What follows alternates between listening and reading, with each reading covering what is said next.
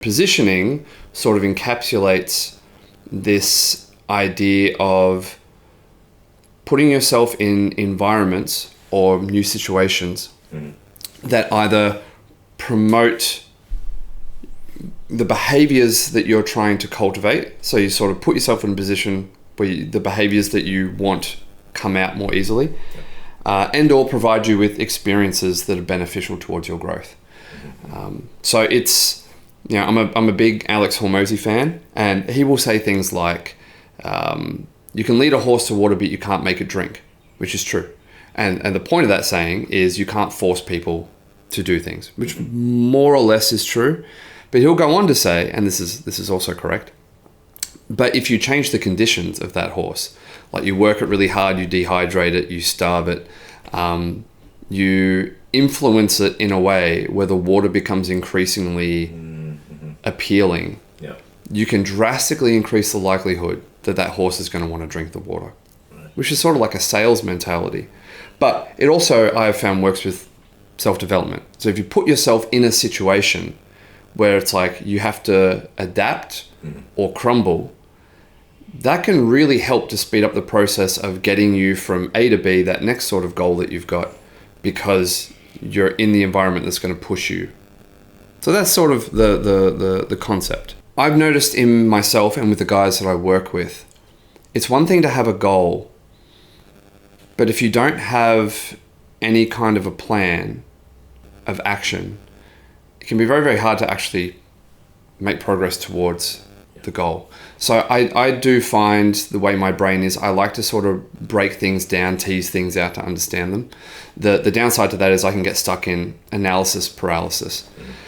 So positioning is sort of this concept that has helped me bridge the gap between thinking and taking action. So I'll give you some examples. So some common problems, I've written this as common problems men have, but these are common problems I've had that I've seen resonate with other guys. So I'll just talk about my own lived experience rather than talking like I 100% know what I'm talking about. And if people relate to this, then great. So problems I've struggled with are things like loneliness, purposelessness, joylessness, a lack of confidence in a whole host of different areas of my life. And I think men are made up of various realms of competency. So without going on too much of a tangent, I do think there is some merit. I'm not like full hardcore red pill at all, I don't think. But I think there is some merit to the idea that men generally are valued for the value that they provide. We live in a series of hierarchies, and you can complain that that's not fair and that's not how it should be. But that is how it is. And so men are expected to have competencies in multiple realms of life. So if you're I'm a father. I was a husband. I went through a divorce, unfortunately, is part of how it is. I sort of it takes two to tango, but as far as I'm concerned, I know that I wasn't competent in various ways as a husband that I sort of needed to be. And I can look back and understand that now, but there's, as a husband, you have to be, there's various competencies with a woman that you need to have. There's financial, emotional competency. I think fitness is really important. The way that you speak, there's a whole range of things. Being a father, very similar, but distinctly different to a romantic partner. Competencies as a friend, being a male friend to women, a male friend to men, older people, younger people, colleagues. Fitness, self-defense, financial competency, just in general, your place in society. Are you respected amongst your peers? So it's a bit of a waffle, but this is how my brain sort of spiderwebs into all these areas that I think a man is sort of required to be competent in, which is not excelling, but you need to have some degree of ability to do each of these things. So, coming back to positioning, I can tease those things out, but I'm like, okay, I am lacking in... So I'll go through 3 examples for myself. Lacking in social skills, and I can go back to the fact that I have Asperger's, and I can look through the corridor of my past and be like, I can see how that's affected me. But the social deficits for me, friends and romantic and others,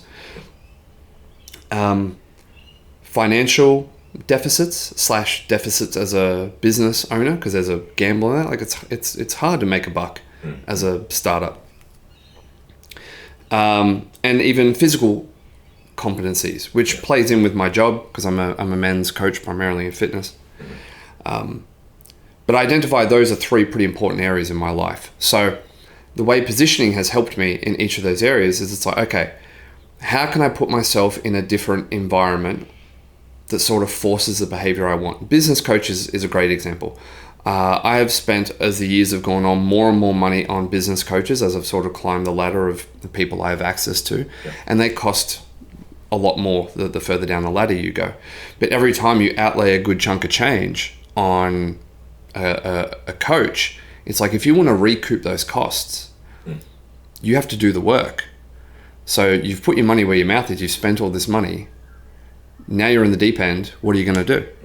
When you don't have that, sometimes there's less pressure. So I know for me, and this could also be, not only do I have Asperger's, I have ADHD.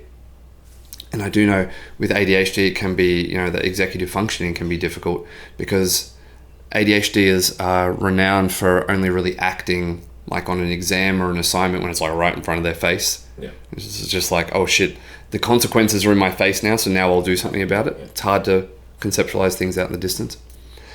So I'm sort of playing on that to my advantage, where I'm like, okay, I'm going to put myself in a position that is not going to completely break me, but it's going to bring me close. And as weird as it sounds, that does tend to bring out the behaviors that I need and behaviors that I want. Right, so you're creating enough urgency to where it's like urgent, but you've still got, I'm guessing there's a bit of a buffer there where you've got some breathing room, but it's enough just to get that pressure